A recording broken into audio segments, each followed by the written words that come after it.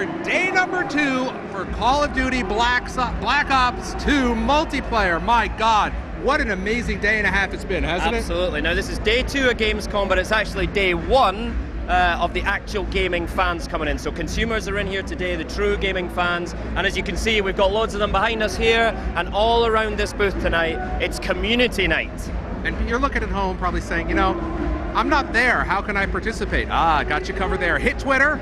The hashtag is Black Ops 2 MP. That's Black Ops, the number 2 MP. We're going to be going through your Twitter questions, and I'm going to get Dave Vonderhaar, the game designer himself, right here to answer your questions. But first, we had a celebrity stop by the booth, so check this out. Got him. Come on! Oh man, it's incredible. You know, I'm a big first-person shooter, fan, so Call of Duty is one of my favorite titles, and Black Ops 2 is the I did good. I like the Mercenary, the AR-15s, and the Scar. It's crazy. Exhibit, you know Exhibit. Yeah, I do. He's a good friend of mine, yeah, from back in the hood in Aberdeen. We have got a full hour of excitement for you planned, so we are going to get started right now. Graham, why don't you get over there, assume your position, and let's get gaming. Absolutely. I'm going to walk you over to the pit where all the live multiplayer gaming will be happening tonight. Don't forget, get your questions in, but we'll also be streaming a ton of live Black Ops 2 multiplayer, featuring our pro players again. We have subbed in one team tonight, so we'll talk about that in a little while. But as you can see, the booth is stacked tonight. Let's look at the guys over here waiting to get hands on with Black Ops 2. How you doing, everyone? Oh, come on. They're too busy watching all the gameplay. So yeah, we're in a live environment. These guys are actually queuing to play the game. They will be coming in halfway through the stream, so you will see some movement around. They're getting hands-on for the first time, trying out all those new features. We've got the pro players over here, and I am delighted to say that we also have a man whose words are like RCXDs exploding in your ear. He is the voice of Call of Duty, is Mike Castro Rafael. How are you, Mike? I'm great, AC. How are you, man? Good, I'm very well. So last night we saw some explosive competition. Great way to kick off a week of live streaming. What were the highlights for you? I think it was that multi-team deathmatch. That's probably the biggest highlight, where we had Team Envious coming out on top by 1 kill, and it was so close at the very end. It was almost a draw. I think that was probably the biggest highlight. Probably looking to make some more of those today.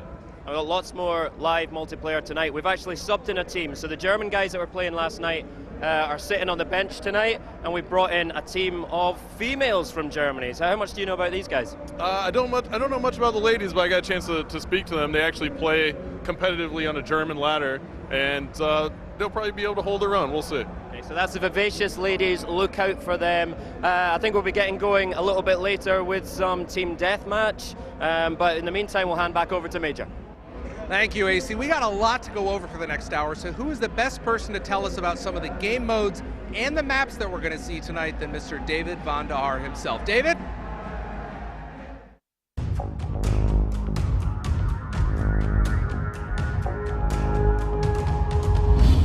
Thank you for joining us today for more multiplayer live from Gamescom in Cologne, Germany. And on behalf of the entire team at Treyarch, we appreciate the time to share multiplayer with you. Now, we've been waiting for this day for a very long time, and we're amped to get you into the game. Yesterday, we really dove into Create a Class and Score Streaks, but let me tell you a little bit about multi-team, which is something that the show goers are playing on the floor, and something that you'll see more of this evening. Multi-team really brings those small squad tactics back into the game. The game supports 18 players and any combination of up to 6 factions at once.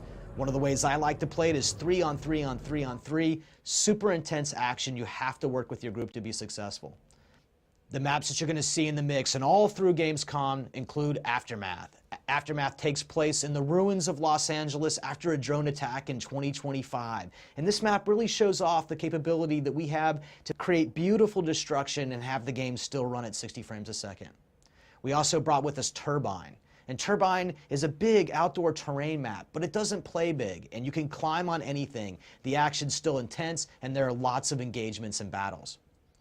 We also brought Cargo. Cargo shows off a lot of our map interactivity, and in the center of this map, the crates are being picked up and relocated, changing up the line battles and cover. It's particularly interesting in objective-based game modes. And finally, we have Yemen. Yemen is that classic Call of Duty close quarters combat battle that you'd expect to have. where players are constantly pushed into each other, super fast-paced map. You are going to love it. And that's a very brief overview. Let's go back to the floor and see the game in action. And I am back here with Mr. Vonderhaar, David. Man, what? Here we are again. You're on TV, you're everywhere. I mean, this is really exciting for you. I mean, you guys have been working on this for so long, and to have the coming out party of the multiplayer here at Gamescom, what better place could there be? What better place, what better way, right? With you and at our side, live streaming to the world, it's a great opportunity, and we're very excited. Now, the reason that David is here, in addition, obviously, is the multiplayer designer, but he wants to answer your questions on Twitter. So use the hashtag BlackOps, the #2 MP, and then we'll go through some of them later. How's that sound? I am going to look forward to this. All right. Right now, we're going to get over to Hastro and Astro. We're going to go over to AC and Hastro and get right into gameplay. Guys? Hey everyone, we're back down here in the pit with Hastro. Now I just want to reiterate some of the stats about these booths, okay? We've got over 1,250 square meters of Call of Duty Black Ops 2. That's 144 Xboxes all lined up. And you see these queues, right? Usually you turn up to game shows, you have to wait in the queue for a couple hours, you're just kind of standing there. Treyarch have thought about everything here. You get briefed on the game, you see all those new features, you get properly prepared before all hell breaks loose in this environment. Now, let's get back to our pro players. So we talked about Vivacious, we've also got Optic, we've got Envious, and we've got Prophecy as well. Put in some big scores last night. You've been watching the guys warm up today. Who's your money on? I think today it's going to be all North Americans and all Optic and Envious, because I just think the ladies are going to be a little mismatched against the best players in the world. They said that they only play Search and Destroy, really, so that's my logic behind that. They're not really in tune with the game modes that we're playing today, so that's my prediction. We're starting off a multi-team deathmatch, so I think that'll really show up, right? So we've got the guys split up in the teams that they know. Tell us about the map that we're getting started on. Well, we're about to play Aftermath now. Aftermath takes place in 2025 Los Angeles, and that's right after a drone attack.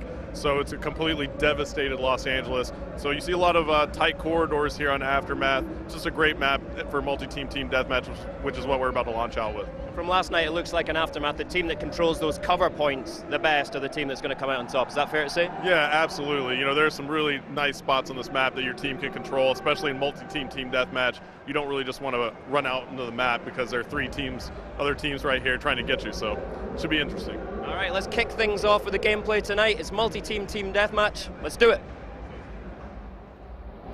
All right, here we go. Multi-team deathmatch on Aftermath.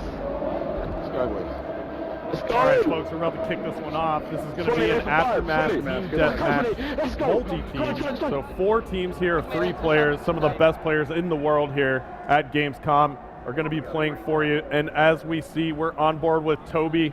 He's playing for Team Envious as a guest player here. Toby, actually one of the better European players out of the UK. He's playing as a guest player with Team Envious, who's also lined up with Twiz and Karma. And so those guys early on, they're going for the combat axe off the break to take the lead.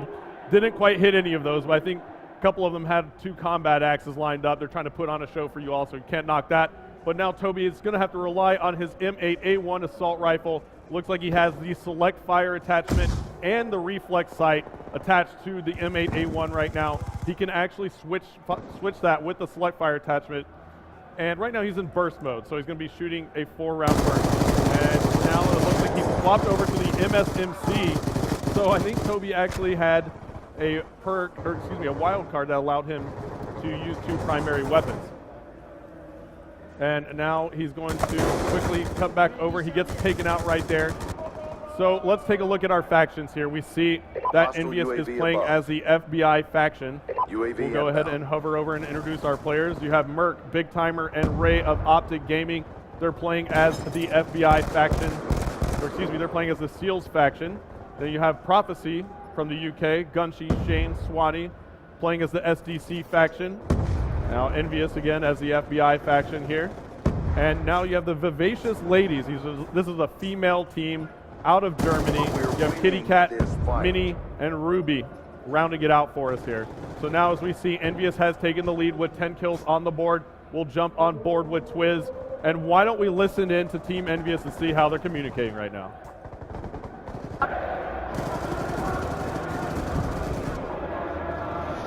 Merc sniping in above the bar or whatever. Shocked in the middle. You got him.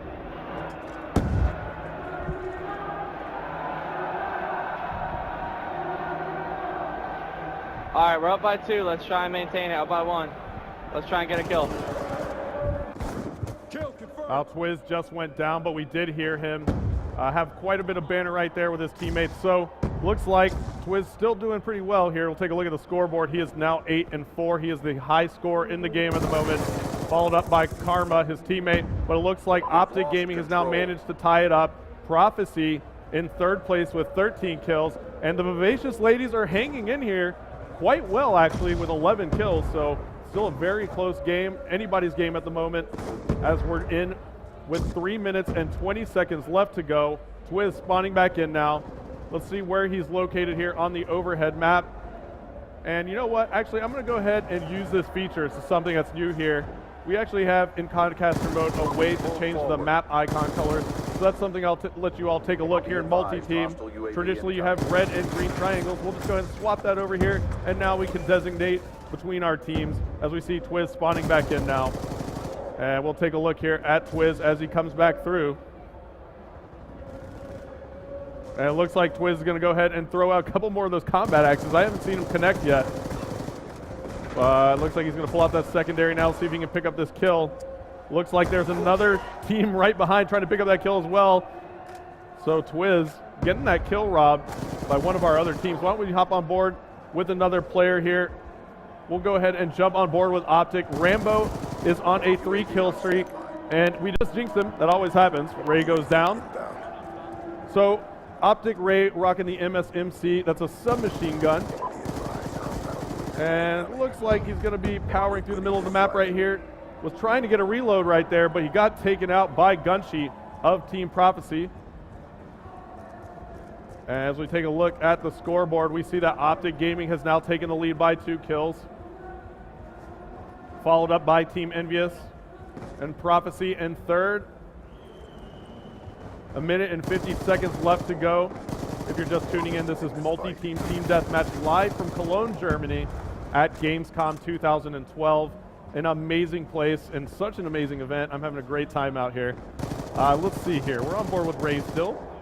And it looks like Envious has now taken the lead, powered by kill streaks from Toby and Karma. We'll jump on board with Karma, who still has that kill streak going, and he's about to get an RCXD on that score streak meter, but he gets taken out. And that was going to be crucial. That RCXD could have picked somebody up at the last moment here in this game. Yesterday we saw some really tight matches in multi-team. And now Optic has tied the lead once again. And we see Karma off spawn again. He's nowhere near the action at the moment. So we'll swap on board with Toby. So Toby picking up a kill right there to help Envious keep this lead. 4 kills is now the lead for Team Envious. 45 seconds left to go as Toby gets taken out. We'll swap on board over here. We're on board with Twiz as they try to maintain this lead. The M8A1 is the weapon of choice right now for Twiz as he runs into 3 players, takes out 1, and gets smoked from the side. Gunshi picking up a huge 3-piece in the kill feed right now. Prophecy now passing up Optic Gaming, and they're only a couple kills off. We're on board with Prophecy now. Gunshi is on a tear. He certainly wants this. 20 seconds left to go. Can he pick up 1 there? Yes, he does with the R870. Prophecy making a case. 15 seconds left. Now they're only down by 1. Now Gunshi ties it up. Clutch play by Gunshi now. Envious takes the lead by 2 now. So Envious trying to close it out. Gunshi trying to pick up the kills. Prophecy ties the game, and Gunshi wins it. No, it's a tie. Envious and Prophecy pick up 1 kill in the last split second. What an epic game that was. Gunshi just went on a massive tear for his team, but Envious managed to hold on at the very last second, and they end in a draw 47-47 here from Cologne, Germany. What a game. Amazing stuff there. Prophecy starting strong, going through a bit of a lull there at the end and going on a proper streak at the end. You know, it's amazing action. What did you think was the turning point there? I think it was all Gunshi off Team Prophecy. I mean, the guy is a monster. He's monstrous. He finished 2nd at Call of Duty XP. He's just been such a great player throughout the years of Call of Duty, and he made all the difference right there. He went on a tear. And Optic are the team on the hot streak, right? For the last, year? But, you know, it looks like the other teams are really catching them up tonight. Yeah, absolutely. So Envious and Prophecy are having a great showing, as you just saw in that match. Optic was right in there until the very end, just kind of ended up not in their favor. So, yeah, Optic's been solid all the way through, and we're here for a couple more days as well. We're going to have plenty of action. Yeah, that's right. There's plenty of time to redress that balance. And in fact, there's a chance right now. We're going to go back into multi-team TDM. We're switching over to Cargo. So again, tell us what to watch out for with this map. So Cargo is such a great level for competitive play. It's essentially a smaller map, smaller size map, medium size, but it plays really fast. And there are a lot of tight corridors around the outside, but then there's this huge open space in the middle. There's an interacting animation there with the crates moving up and down, and it can change the point of view for players on top of the crates. So it's just a great map to play here. It's a great competitive map, and you'll see that here in multi-team TDM. It's a brave player that drops into that central section, and watch out for the action up in the office as well. That's what it always hots up. All right, let's get right back into it. All right, here we go. We're going, guys. Wow, what a game that was. That last round was just absolutely phenomenal. Envious had it, and then Prophecy's gun, she just went on a huge tear. I'm still blown away by that performance. Great job by him to bring his team back in. And now we're on board with Prophecy. Let's see if they can actually get an early lead here. We'll see where they're spawning. You can see Prophecy on the right side of your screen. We're on board with Shane. Shane now with the MSMC. He's got the iron sights on that. Spots a player right off the bat there on the outside of the map. He's got a little bit of a support from his teammate. And now Shane is going to run into some action here. As he turns the corner, nice jump shot right there. But he gets taken out by Karma of Team Envious, who got the knife on him. And now we see here that Optic has taken the early lead, followed by Prophecy and Envious. And while we jump on board with the ladies, Minnie for Vivacious Ladies is on a 2-kill streak as she picks up a kill right there on Swanee. So the ladies are actually now in second place, pulling it together. We're still on board with Minnie. And Minnie gets taken out off spawn, now on board with Ruby. As they try to hang on here, Ruby taking out Twiz right there. She's packing the Scar H assault rifle, as well as a shock charge and some C4. Interesting choices on the class there. And the ladies are still in second place here. So Vivacious Ladies in second with 8 kills. And as Ruby tries to climb the crate, she runs into Swanee, who takes her out. And now we see that Optic Gaming is still in the lead with 12 kills. Mainly in part by Optic Merc. Optic Merc with 5 kills now. And here comes the Hellstorm missile from Merc as he fires it in, bursts it right into Gunshi and takes him out. So the R870 still the choice here for Merc. The shotgun with the laser sight attachment. That laser sight gives him increased hip fire. Here in Black Ops 2, the only way to modify the statistics and attributes of your weapon are to add attachments. So that laser sight increases the hip fire. And you see Merc being a very, very sneaky player here. Knows that there's a player coming up the stairs and then comes back to take out Shane. What a great job by Merc there. Great heads up play. Increasing the lead for Optic to 6 now. And now Merc is calling in a care package there. And he got challenged by Swanee. He just gave Swanee the just nasty business with that R870. And that care package has dropped down. And it looks like he's going to have a copter coming in. It's going to be a stealth helicopter. And he's going to go ahead and place that on the map with his data pack. And now Optic has extended their lead to 7 kills. As we take a look here, looks like Prophecy making another run, however, all on kill streaks. And we're going to swap on board with Swanee. Swanee gets taken out now by Karma off Envious. And Swanee is using the target finder here with an LMG. Interesting choice. We've got to appreciate what he's doing here. He's got lots of rounds, and it looks like Merc's copter just took him out. And now Swanee with a jumping shot. Beautifully done right there with the LMG. Dove to prone kind of, and did it manually by just kind of sprinting, jumping, and going prone. Now the Dolphin Dive is back in Black Ops 2. We haven't seen much of it out of our players just yet, but I'm sure we will over the next couple of days as Swanee just decided to lay down on the trigger, and it cost him right there. Now Optic Gaming still in the lead. It seems like Envious is having a little bit of trouble as they move into third place. So Optic now with 39 kills on the board.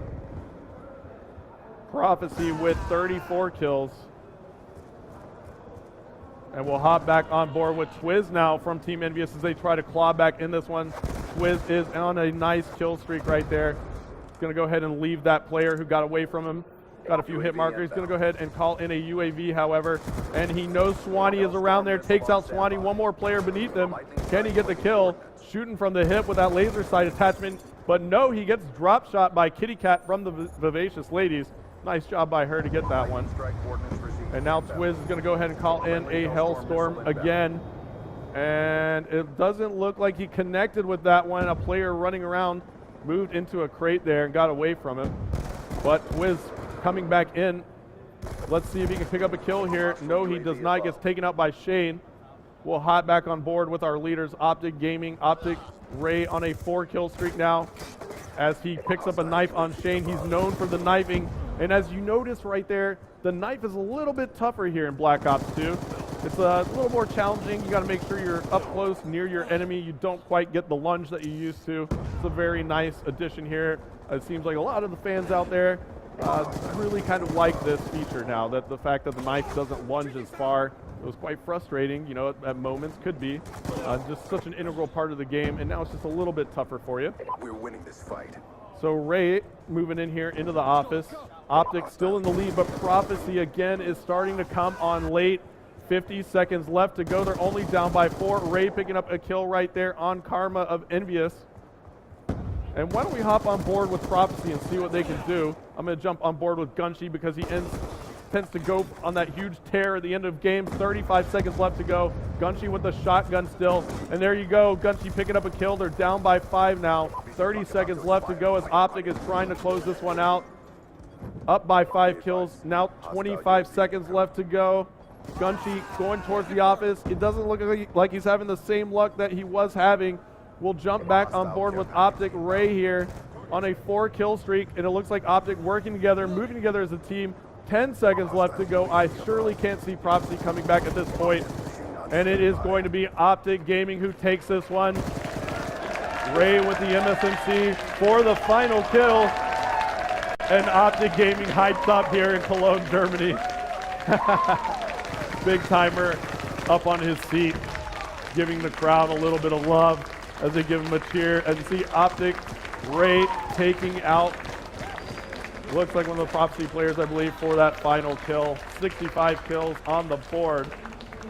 Prophecy with 57. Fantastic stuff there. I mean, I got to tell you, you've been watching the Call of Duty Black Ops 2, some of the multiplayer. Now, some of the brand new features in here are around codcasting, which allows you at home to basically do what Hastro was doing.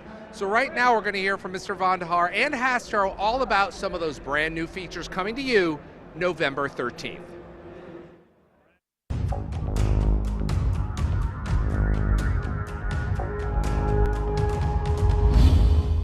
David, that was amazing. What did we just see? That was the world premiere of the codcasting feature in Call of Duty Black Ops 2 multiplayer, and that was Cargo in Team Deathmatch. Thanks, David. Hastro, tell us about some of the tools that we just saw.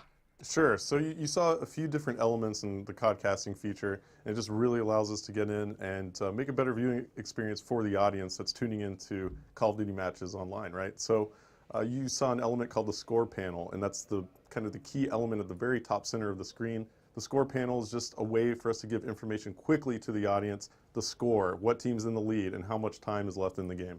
And then, of course, we saw the names up there. That's the nameplate. Yeah, the nameplate essentially is our way of giving the player a jersey and a number, right? A name on the back of the jersey. We're in a first-person POV in Call of Duty Black Ops 2, so we want to be able to identify the player and who you're watching, so that's what the nameplate does.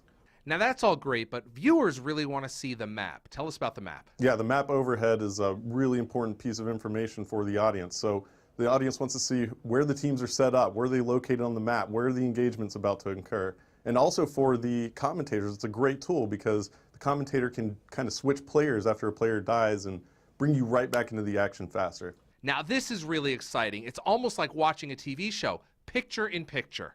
Yeah, now the picture-in-picture mode is just really robust, a lot of features there, but essentially you're able to see what the kill streak is for each certain player. If a player's just on a tear, he's got 10 kills in a row, you'll be able to see that in the right-hand column. Also, we have an objective column, so any player who's playing an objective in real time, you're going to be able to see live when that player is playing an objective, and it's going to identify that that player is in fact on the objective.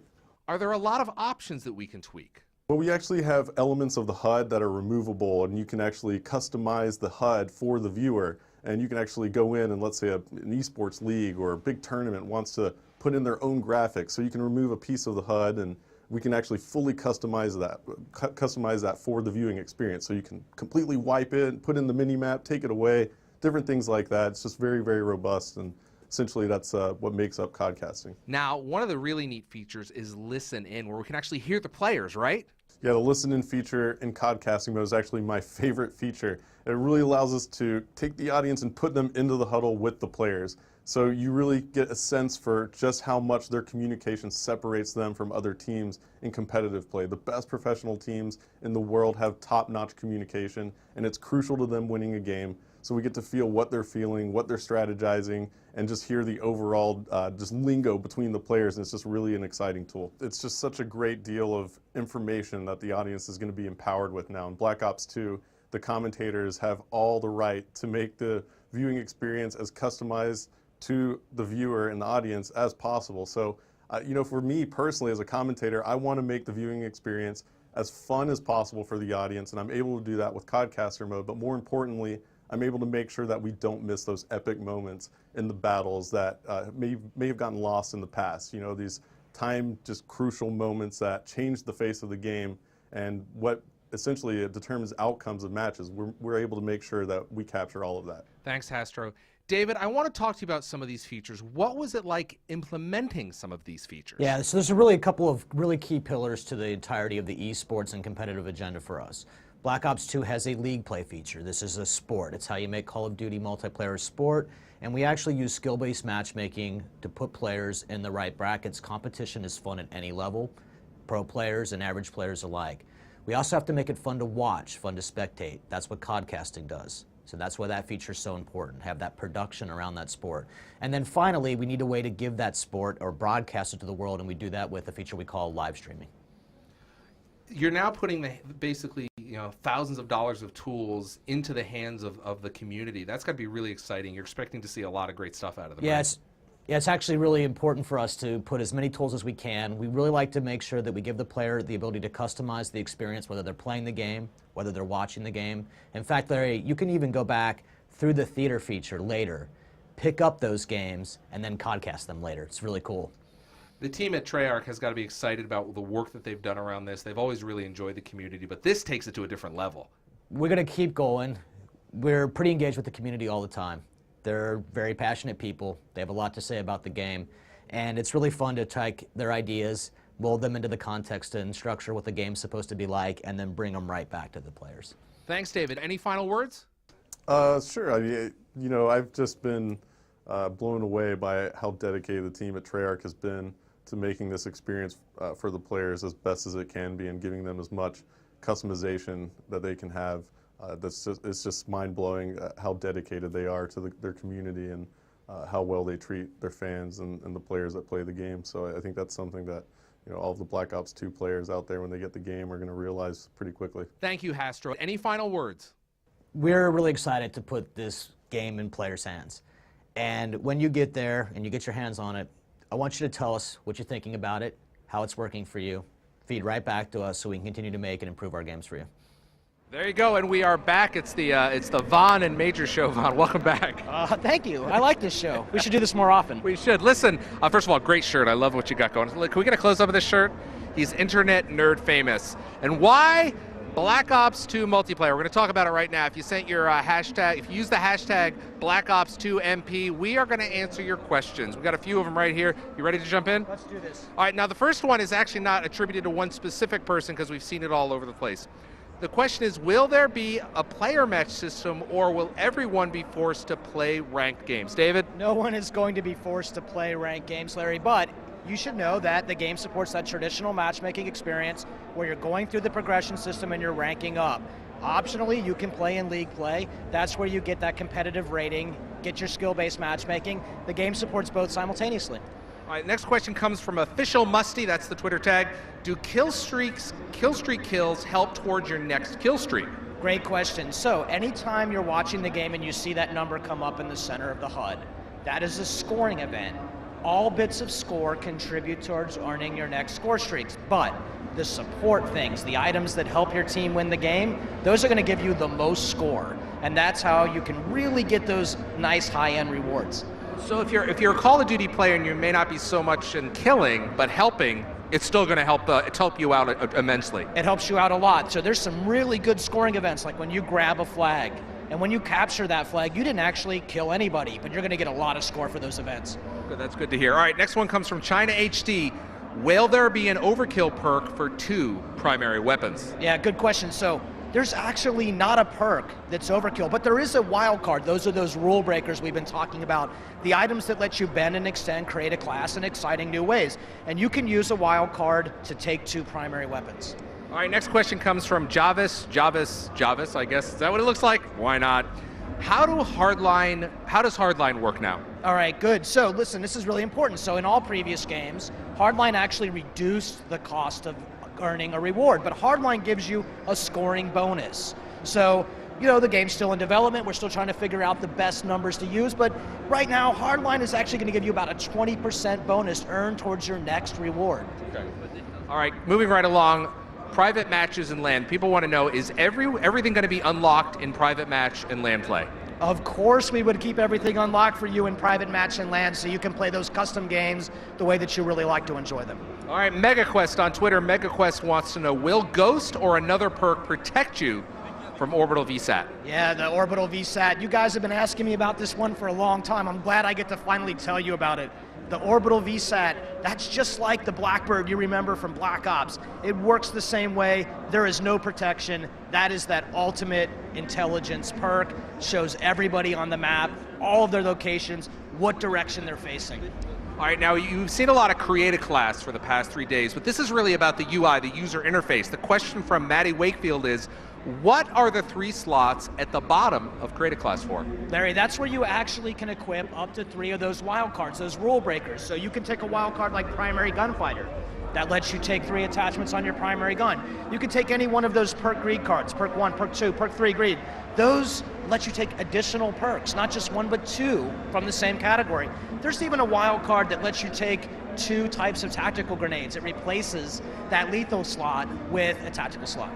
We have more of your questions coming back. Just tweet them to Black Ops, the number 2 MP. We'll be going through those, put them on this card, and I will ask the man himself, the design director, and we'll get answers for you. Right now, we're going to get back to Hastro and AC. You guys ready for some play? Here we go. Hey everybody, welcome back to Hastro's house. We're back down here at the pit, and check out, we've got an empty stool sitting down here. Make of that what you will. Oh, hold on. Here he is. Look. By popular demand, Vaughn is back and codcasting. I'm like everywhere. I'm ninja smoked here and I show up over here. How does that even happen? TV magic.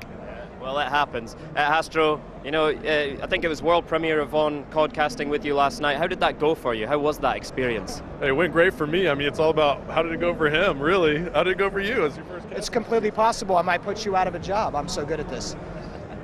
Yeah, I have a feeling my job's safe.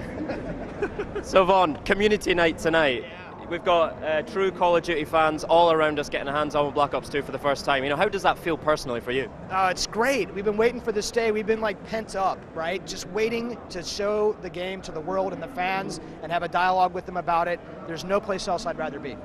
All right, we're going to get back to the gaming. Optic coming up big on that last one, stamping some authority on the matches tonight. We are switching over to Domination. Hastro, which of these teams here tonight would you say is the Domination specialist? You know, it's tough to call, AC. It's really tough to call. I'd probably lean towards Optic winning this one right now. Again, I'm going to go ahead and call it. They're going to pull it off. Okay, and we're going to go and play a couple of rounds of Domination in each of these games as well, yeah? Yeah, so I think we're playing some round-based domination, so that means everybody gets a shot at either side of the map. That keeps that playing field even for both teams, takes out any kind of intrinsic map issues, and so everyone can have a good time. So we've switched to 6v6. Yeah, tell us how the teams are lining up. Yeah, actually, so I noticed that we're not playing multi-team anymore, actually. Right. So it's actually going to be a combination of Optic and Team Envious. It's a North American team here. So pitting the North Americans versus the Europeans, and it's going to be a lot more fast-paced, I think. Vaughn, so last night you sat on the fence spectacularly. I need an answer from you. North America, Europe tonight? Yes. Let's get going with the game. All right, here we go. All right, Vaughn. North Americans versus the Europeans Top once again. in on Yemen this time. Your answer was Good. yes. Yes. But look at this. It's Yemen. Okay, so we're loading the map up. It's Yemen. First time that we're streaming it. Tell me a little bit about Yemen. Man, Yemen is inspired by that urban close quarter combat battle. You're going to see some real fast-paced, close quarter combat action, and that B flag is just a brutal position. Guys are going to have to really keep guys out of that zone. Yeah, and as we see right off the bat here, it looks like the whole North American side decided to take that flag together. And usually sometimes you'll see that teams go ahead and push up towards that B flag, but they all jumped on it to get it quickly. And now you see them making moves. We're on board with Toby. And Toby gets taken out right there. We'll swap over, and we're now on board with Twiz, who's flanking around here. Twiz with the MSNC, and he's got the laser sight attachment. Tell me a little bit about that. That laser sight is how you can get that increased hipfire accuracy on for these players. Got it. Yep. So that is Twiz picking up the kill right there.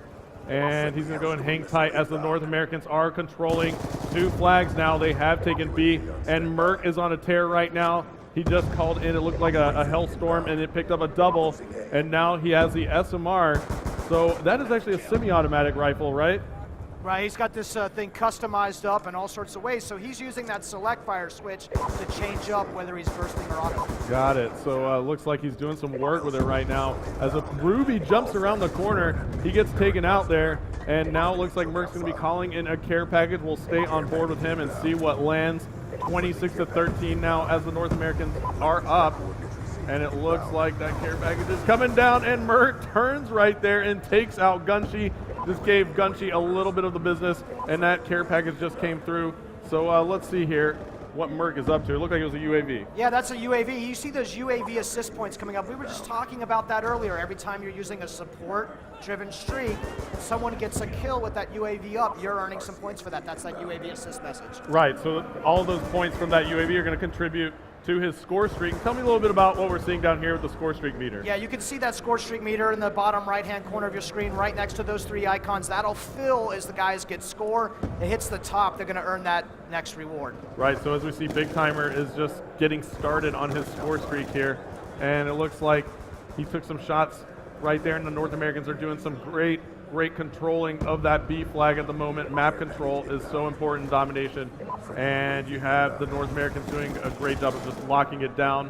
3 minutes and 35 seconds left to go, and 3 minutes and 30 seconds left to go as Big Timer takes that hip fire with the laser sight attachment. That definitely helped him right there. Absolutely, man. You're going to see a lot of really good play from the hip and ADS with this particular attachment.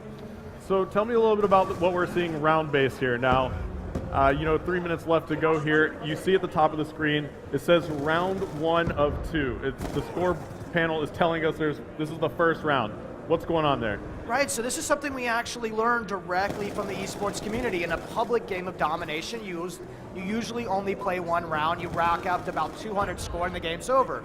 But when we watch the guys play competitively, we realize that they like to play at round base. That makes sure that everybody has to spawn on each side of the map. Right, and that's important because it makes the game a little bit more fair in domination. You get to play from both spawns, and you're able to have an equal opportunity on both sides. It's a great thing. So we'll be playing 2 minutes and 30 seconds left here, and then the teams will switch spawn, and the score will remain, and we'll keep playing from that point on, right? Yeah, so it's still the guys with the highest score are going to win that game, but these scores will carry over to the next round. They'll start with the same exact scores that they end with. Yeah, that's awesome. So great thing there for everyone who loves to play domination. And now it looks like the North Americans are turning the heat up completely with the 3 cap. A player is on the B flag. As we take a look here, we see that Minnie and Shane were on the C flag, and it looks like they did manage to cap that C flag, and we're on board with Big Timer still. So why don't we hop on board with the Europeans, take a look. Well, actually, look at this. Twiz and Ray from the North American side, Ray of Optic Gaming and Twiz are on massive, massive kill streaks right now, David. We'll swap on board with Ray. And what's Ray got here? Yeah, Ray's got the Death Machine out. This is some of the new weapons that we have put back in. The Death Machine actually has a little baby brother, is known as the War Machine, which is the grenade launcher version. So it was really fun for us to put these clearly superior firepower weapons into the score streak system itself. Awesome. So he's got a care package as well. Looks like he's just doing some work with that Death Machine, and you see him die and pull it back out again. So he's able to keep that Death Machine, whereas I think in the past, if you died with the Death Machine, you lose it, right? That's right. So in Black Ops 2 multiplayer, you can hold on to that Death Machine sort of through multiple lives and through some extra ammo there. Yeah, that's awesome. So Ray still has that thing, and he's got about 30 rounds left. So there it goes. It expires. And look at that play that just happened right there. Ruby ran right into a shock charge that came from the North American side. So tell me a little bit about that shock charge.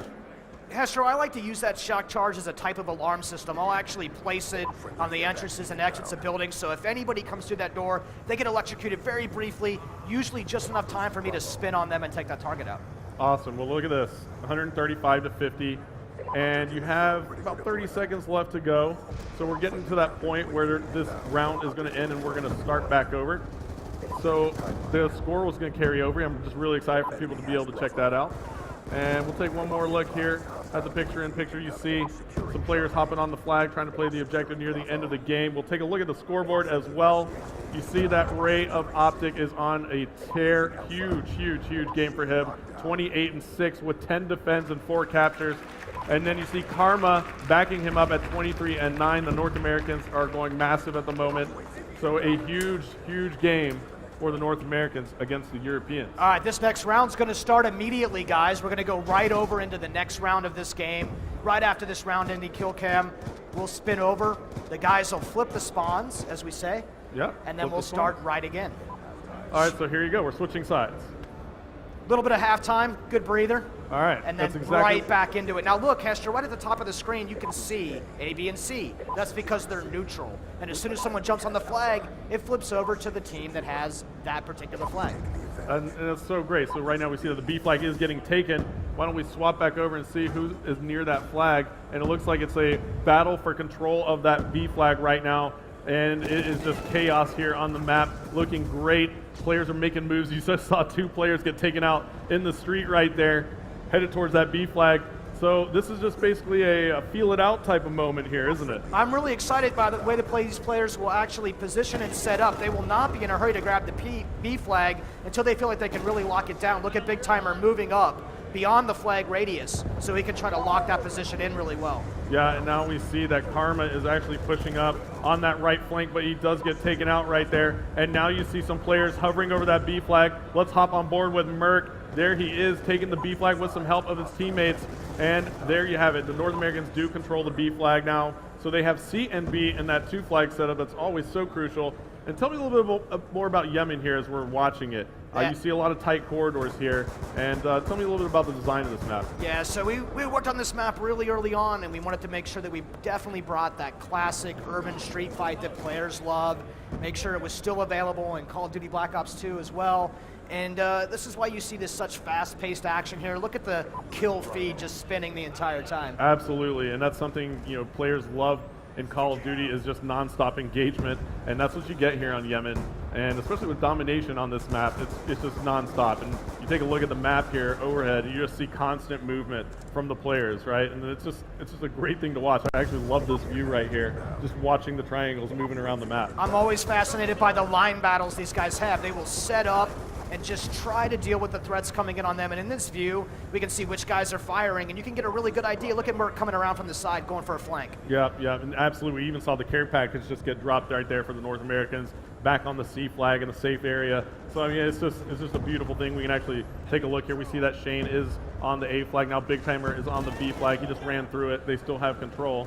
And Ray now runs by the A flag. It looked like Ray was actually pushing for that capture. So the North Americans are now pushing this flag pretty hardcore and aggressively. And then the Europeans do manage to thwart that off. We'll jump on board with the Europeans. Why don't we hop on board with one of the ladies here? Jump on board with Kitty Cat, and we'll take a look at what she's using. She's got the MP7, and it looks like that class is pretty solid. Tell me a little bit about the suppressor attachment she has here too. That kind of comes back as an attachment. What exactly does that do for you here? Yeah, of course, we would bring back fan favorite attachments like the suppressor. This will keep you from appearing on the mini-map, of course. And this is really good for guys who are trying to stay low off that radar, of course. Yep. So as we see here, we actually see the perks now coming up. It looks like we got that off the spawn. Why don't we take a look at some of the perks here that players are using? And there you go. Looks like Kitty Cat is using Hardline Scavenger and Dead Silence. And why don't we swap around? Let's see if we can find some of those multi-combo, perk additions. There you go. Yeah. So here you have it. Tell me a little bit about this, David. Yeah, so Karma's definitely running perk 2 greed, so he can have both extreme conditioning and dexterity.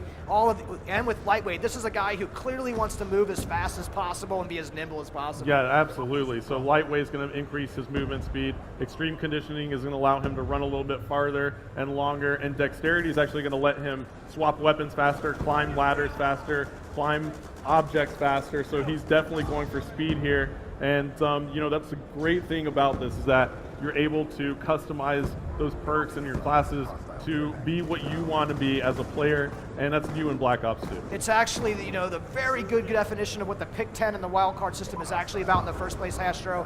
He can configure this way and just put his points to that particular playstyle. Yeah, and I'm excited to watch him play here. I'm going to stay on board with him. He has the R87. He's got a shotgun. So he's going doubling speed so he can get close, up tight in the faces of his opponent here. And it seems to be working as Karma is 39 and 17 on the board at the moment. So he's doing some work with the shotgun. And look at that. He's going for some range here. He's got 3 hit markers. Oh, no, pulling out the combat knife. But there you go. That's a perfect moment, right? Tell me what just happened right there. Yeah, so these guys are so used to being able to swap to their second weapon, but if you're going to use the pick 10 and wildcard system to stack up this way, he had to sacrifice his gun to be able to do that.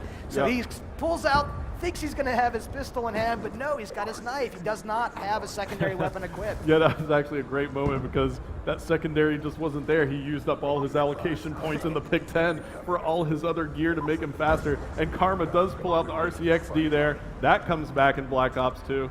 Tell me a little bit about that. There's a little RCXD running around the map still. Yeah, that's one of these things that we just felt like had to come back into the game, upgraded that model and its animation and sounds for 2025. It's just something that feels totally appropriate for this kind of game. Yeah, and you can see the score streaks that Karma has over here. He's got an RCXD. It looks like he has a UAV, counter UAV as well. So he's definitely, it's a great class. It looks like he's making that rushing class, so that makes sense. Why don't we scroll through here a little bit more? And here we go. We have another one here. This is Big Timer, who's rocking Ghost, Hardwired, Extreme Conditioning, and Dexterity. So why am I not surprised that these pro players like to be on the move and moving fast and using their pick 10 this way? Absolutely. It's just, they're going to use it. 8 seconds left to go. The North Americans have clearly been in the lead here, 273 to 133 now, and the North Americans are going to take it in this domination. And they're pumped. Let's take a look at this final kill cam. Good job, Twiz. Look at this.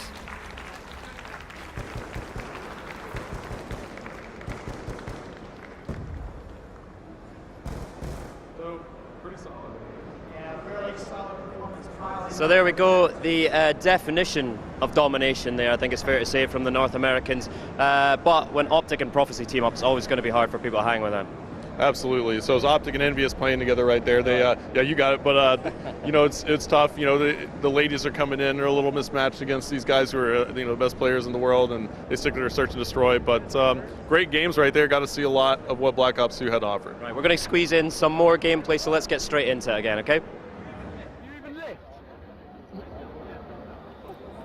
So David, looks like we're about to kick this one off again. Now we're playing Aftermath. It's a domination game mode again. And so why don't we talk a little bit about the map as we kick it off? Did you just call me David? I called you David. I'm going to call you Mike. Oh, okay. Lord Vonderhaar. So Vaughn. Oh boy, I had that covered. Vaughn, tell me a little bit about Aftermath. What's going on here? Yeah, so this is Aftermath. It takes place in 2025 in downtown Los Angeles right after a drone attack. And look at the beautiful destruction that you see in this map. Yeah, there's a lot that's not right in Los Angeles right here in Aftermath. So as we see early on, looks like we're on board with Minnie. She's of the German ladies team, Vivacious Ladies, and she gets shocked right there. Her shock charge went off.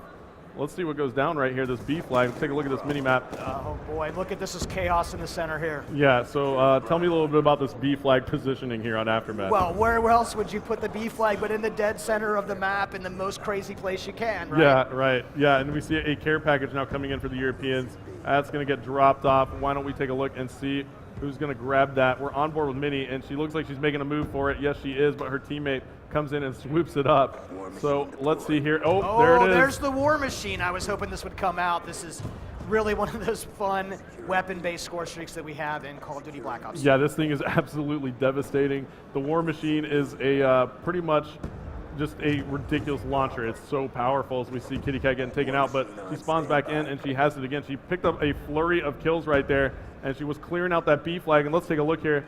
Still a jockey for position moment for this flag. The score is absolutely tied, David. Look at, yeah, no one's actually picked up this B flag yet. It's been in the center of the map. It is a tough position. You'd like to see some smoke. You'd like to see some guys pushed up a little harder to keep these guys from taking this flag. And there you have it. There goes that War Machine. Kitty Cat used up all the rounds in it, so it's gone. And she just wasn't able to keep the North Americans off the B flag as they take it now. So the North Americans in the lead. They are your FBI faction, as you see, designated by the flag on the left side, upper left side of your screen in the score panel. And the Mercs faction is the Europeans. They are there on this B flag now. Look at that capture progress bar. She might grab this flag. Yep, absolutely. Great teamwork right there by the Europeans to get that flag back. But Merc comes in and smokes a few. Let's take a look at the map. Oh, well, actually, it looks like the Europeans do have some pretty good map control now. We'll jump back on board with the Americans. We'll jump on board with Merc, who's making a move for that flag. He gets taken out, and now Merc spawns back in. And he's packing lightweight, cold-blooded, and extreme conditioning. And David, let's find something else to talk about here. Tell me a little bit about what his class is using. Do you notice anything here? Yeah, this guy, you know, Merc is a very traditional player. I think he's got 3 perks out and using a Claymore and some shock charges. Now, those shock charges give you just enough time to put a target down. If you put them, we're seeing the European team actually throw them onto the B flag, confuse those guys so that they can jump in there. But Merc's got this shotgun out, and he's got that laser sight so that he has some real superior hip-fire accuracy right now. And look, 7 seconds left to go. The Europeans actually have the lead on this one. We're playing round-based domination if you're just tuning in. So this is the first of 2 rounds, and the Europeans take round number 1, 46-42. We are in halftime. As we take a look at the round-ending kill cam, it's going to be Swanee right there, putting some nice shots. Looks like he had a burst mode right there. What weapon was that? That's the best weapon in the game. No. Well, I didn't say that. well, what was it? Tell me. The best weapon in the game. Okay, we'll leave it at that. He's going to leave it up to you to figure it out there in internet land. So now we see we're in round number 2 here on this domination aftermath. 3 minutes left in the round. The 3-minute round is what we're playing, and it looks like the North Americans go immediately for that B flag, and they do pick it up. So score carried over, 49-50 now to 48. Score carried over after round 1, and we flip spawns. Yeah, so now that we've got these flip spawns, we're going to see where these teammates set up. They're not facing the same direction. The flank routes are not going to be the same for them, and so they're going to relearn their positions and figure out what to do in this scenario to hold down both that A and B flag. Yeah, I'm actually going to take the perk icons off now, and let's go ahead and take a look here on the team for the Europeans. We'll swap over to Gunshi, who was really hot earlier. Now Gunshi has the R870. That seems to be the most popular shotgun with these guys. What makes that their choice right now? What would you say? It does a lot of damage. It does do a lot of damage. This is really a classic style shotgun. The semi-auto, the pump. Just look at those shells on the side of the thing. The thing is absolutely beautiful. The Treyarch weapons team is some of the best in the world. You can see their work coming through right here. Yeah, absolutely. I'll scroll around. Let's take a look at some of the weapons here. So we'll just go one by one. The MSMC here. Yeah. Submachine gun. Tell me a little bit about that. Yeah, so there's all sorts of great submachine guns in Call of Duty Black Ops 2. And this MSMC is one of the favorites that we have internally. I think fans are really going to react well to it. Yeah, and it looks like this is an LMG now coming out for Shane, and he's got a crazy sight on that. What's that attached? He also has the laser sight, and he's just going ahead and hip firing. Look at that, just mowed down Ray and David. That was just like this LMG. He's mobile with it and hip firing. How did that work out right there? He's got an LSAT, he's got it customized up with that laser sight, but also that dual band scope. Now he's got the assault shield coming out right now. So Shane has got all sorts of fun stuff going on in his classes. I'm really excited that players are going to be able to use, oh, look at that melee attack from Shane with the assault shield.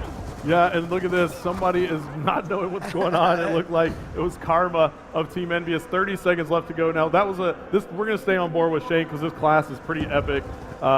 This is one of the great things about Pick 10 and the wild cards. You're going to see some really unique combinations that are still competitive. Yeah, and he did work with it. I mean, I have to say, I was pretty impressed. And it looks like the North Americans still have the lead here. They're up by 8 kills, or 8 points in Domination Aftermath. 10 seconds left to go.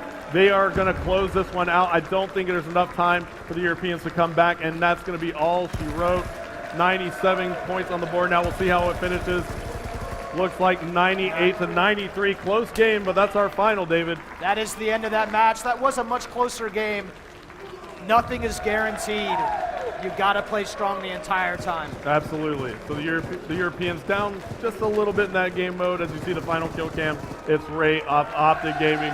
And now they are pumped. Look at Optic. Big Timer doing his chair dance one more time. Great game.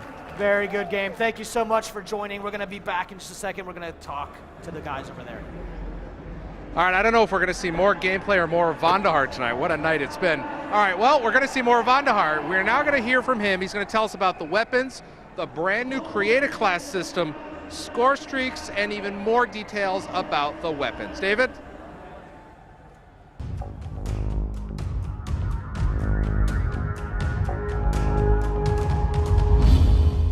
If you're just tuning in, you're seeing a lot of new features that likely require a bit of explanation. So let me give you the quick recap. With the new Creator class in Black Ops 2 multiplayer, we're putting the power back into the hands of a player to customize for his play experience. We give you 10 points, and you can use those points to allocate in any way in which you will be successful in the field.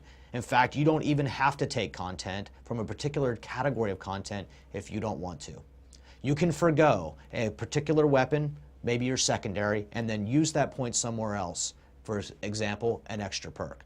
And with the wild cards, you can bend and extend and break the rules for even greater customization and flexibility. Let me tell you about score streaks. Score streaks replace kill streaks. And here's how this works. Anything you do in the game that earns you score is helping you earn your rewards.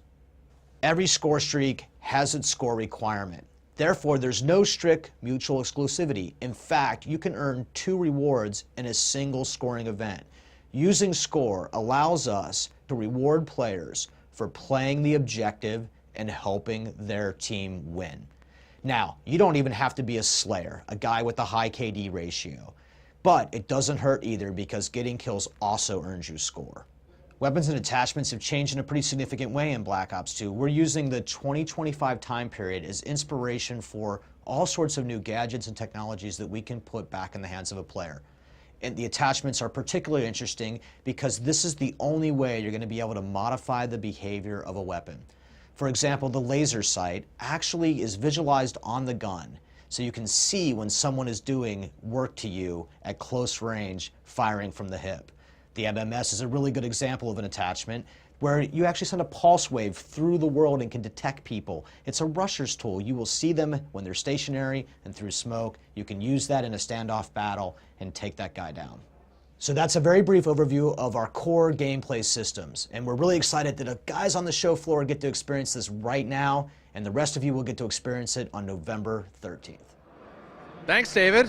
Hello, David. I'm here again. How is that even possible? I don't understand this. You designed the game, you're calling the game, you're over here. How do you do it? It's magic. It's unbelievable. Well, we've got more of your questions. If you were sending them, if you're on Twitter using the hashtag BlackOps2MP, I've got them right here on the card. We're going to jump right back into them, and David's going to answer your questions.